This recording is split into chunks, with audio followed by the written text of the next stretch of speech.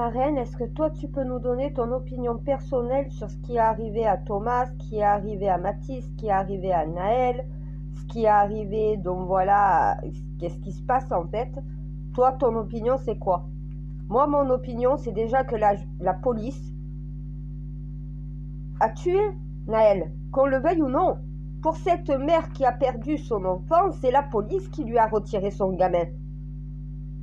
Ça veut dire que les citoyens sont pour une arrestation, mais pas pour un meurtre, pas pour un assassinat. On peut neutraliser sans tuer. Neutraliser ne veut pas dire tuer une personne, c'est le stopper. Naël aurait dû être blessé. Il ne devrait pas être mort, blessé, oui. Amené à l'hôpital pour être recousu, pour être réparé et être présenté devant la justice. Pour refus d'obtempérer et délit de fuite, puisqu'on lui a déjà dit de s'arrêter, il a continué. Naël n'aurait jamais dû mourir. À un moment donné, je suis désolée, la police, remettez-vous aussi un peu en question. Vous n'êtes pas raciste, c'est pas ça. C'est ce que vous n'arrivez pas à comprendre, la société. C'est que les policiers, les forces de l'ordre, en ont marre d'arrêter toujours les mêmes et que les mêmes sont toujours dehors, qu'on leur fonce dessus, qu'on essaye d'attenter à leur vie, alors que eux ils sont juste là pour faire régner l'ordre et la paix. C'est pas une question de racisme dans l'affaire Naël, c'est une question d'agacement de la police, parce que au final, la justice ne fait pas son travail. Parce qu'au final, voilà, on leur fonce dessus. Naël, c'est dans un contexte où il y avait déjà eu des accidents, où on avait renversé des policiers.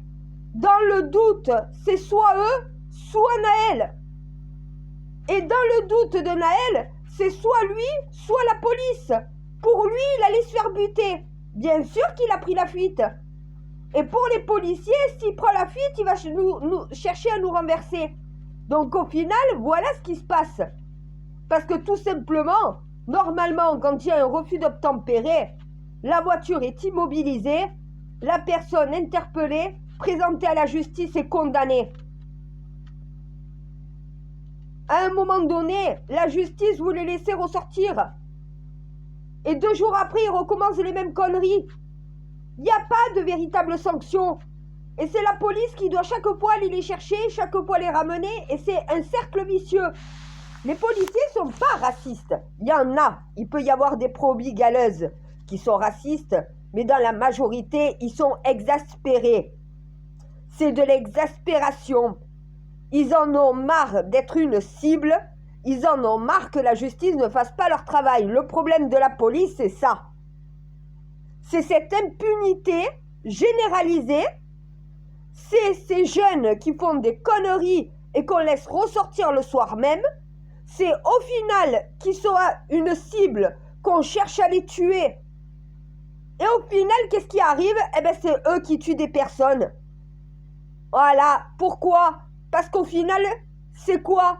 Dans la tête des jeunes, c'est soit eux, soit la police qui vont se faire tuer. Dans la tête des policiers, c'est la même chose.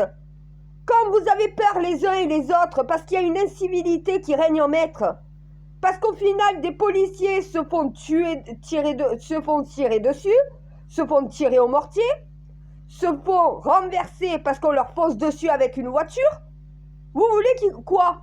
Alors c'est le policier qui doit se laisser tuer? C'est pas son métier non plus de mourir au policier. Et Naël n'aurait pas dû mourir non plus. C'est quelque chose de tragique, mais c'est tout simplement en équité et en équivalent avec ce qui se passe dans la société. Une justice qui n'est plus capable de faire son travail normalement, qui s'attaque aux pauvres gens qui n'ont rien à se reprocher, plutôt que de s'attaquer à ceux qui ont quelque chose à se reprocher. Vous avez énormément de dossiers qui devraient être classés pour vous occuper réellement des vrais problèmes et comment expliquer? Quand tu perds ton temps dans des dossiers qui, au final, n'ont pas de preuves, mais que tu t'acharnes à trouver des preuves, alors que tu as des preuves dans des autres dossiers, mais que tu acquittes, que tu laisses ressortir de prison, qu'au final, je suis désolée, quelqu'un qui a un bracelet électronique au pied, s'il est autorisé à sortir de son logement, il peut prendre une voiture, foncer sur un policier. Le bracelet électronique ne va pas l'empêcher de faire ça. Faudrait peut-être revoir la loi, revoir la justice. C'est votre idéologie qui la contamine. Après, pour Thomas et pour Mathis, je suis désolée.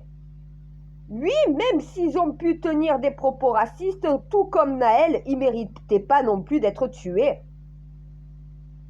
La justice est là normalement pour éviter que le racisme se propage. À un moment donné, un jeune n'a pas à tuer un autre jeune parce qu'on le menace ou parce qu'on l'insulte. Même si Mathis est raciste, rien ne légitime à un jeune de lui retirer la vie. C'est pas parce que Naël était en délit que ça mérite de prendre une balle et qu'on te tue. Prendre une balle pour te neutraliser, c'est une chose. Prendre une balle et te faire tuer, ça en est une autre. C'est 3 vies gâchées. Peu importe la raison. C'est 3 gamins qui n'auraient jamais dû mourir. Peu importe la raison.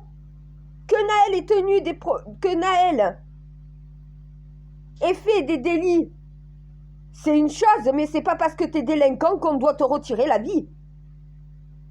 Si aussi il y avait une véritable politique sur le délit de fuite et le refus d'obtempérer, s'il y avait des véritables méthodes pour neutraliser un véhicule au lieu de tirer sur son conducteur, peut-être que la police ne tirerait pas sur les jeunes et peut-être que les jeunes réfléchiront avant d'agir.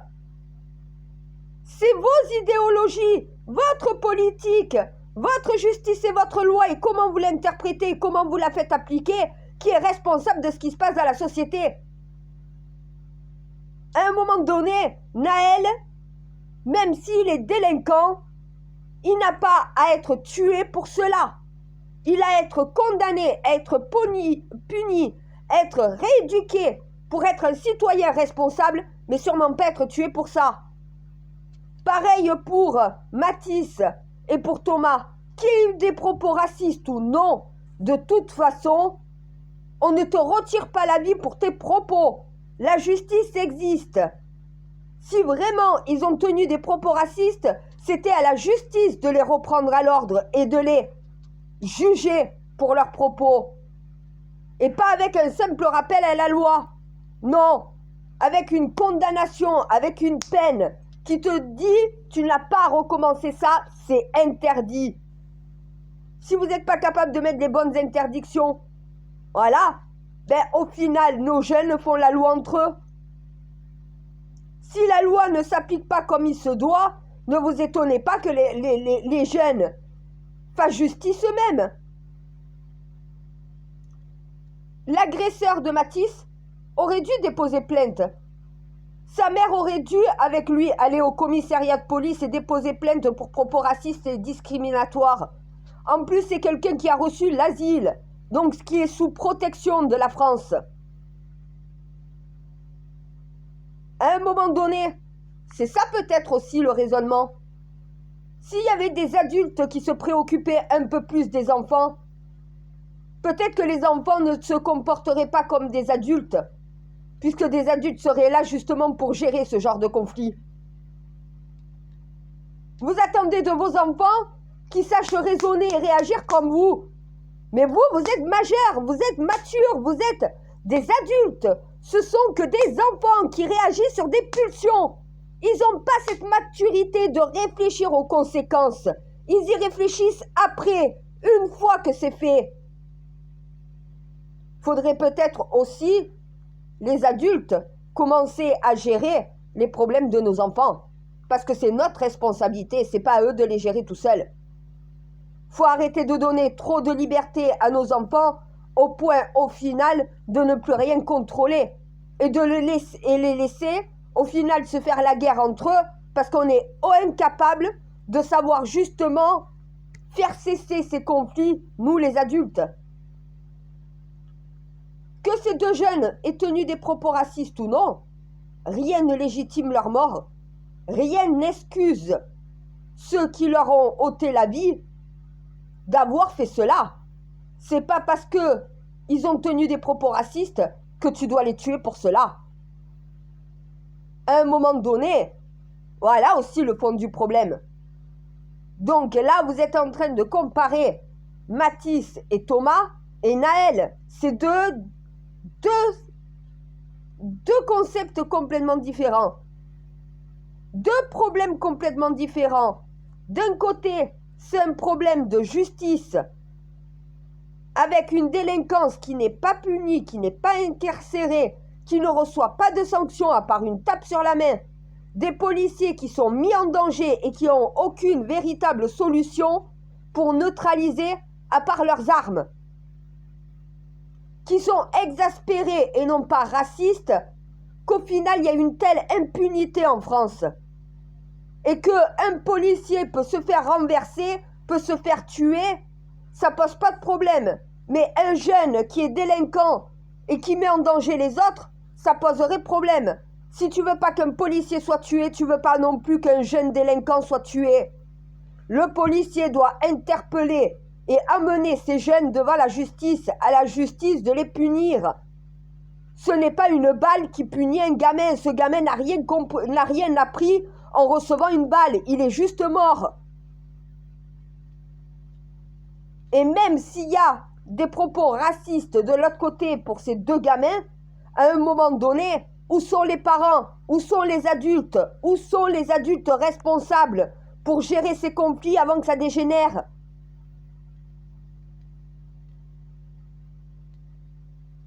Je sais pas, surveillez un peu plus vos enfants peut-être. Hein? Ce ne sont pas des adultes, ils seront adultes à 18 ans. Là, ils feront ce qu'ils veulent. En attendant, ils font ce que vous leur dites de faire. Qu'est-ce que foutent ces gamins dehors dans la rue déjà? À un moment donné, qu'est-ce que foutent au final les adultes?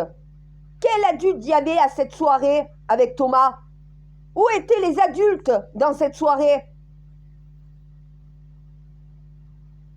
À un moment donné, eh ben oui.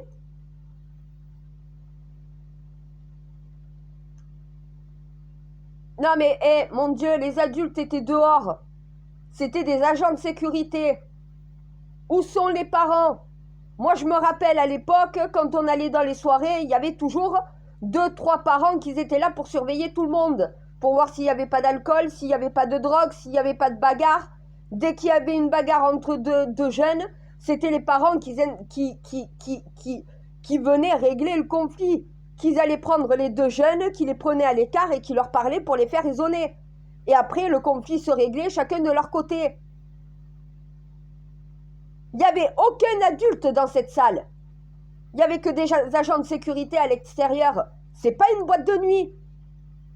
Les gamins, avant 18 ans, n'ont pas allé dans des boîtes de nuit. C'est interdit. Donc, à un moment donné, où sont les adultes aussi? La mère de l'assassin de Mathis.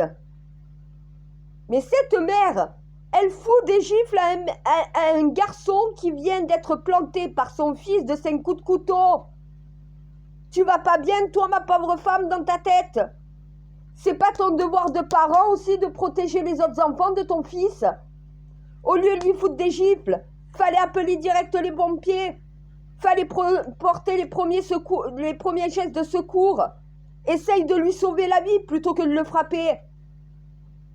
C'est les parents le problème. C'est pas nos enfants. Nos enfants essayent de faire comme nous. C'est nous le problème. Nous les adultes qui sont incapables de gérer cette société.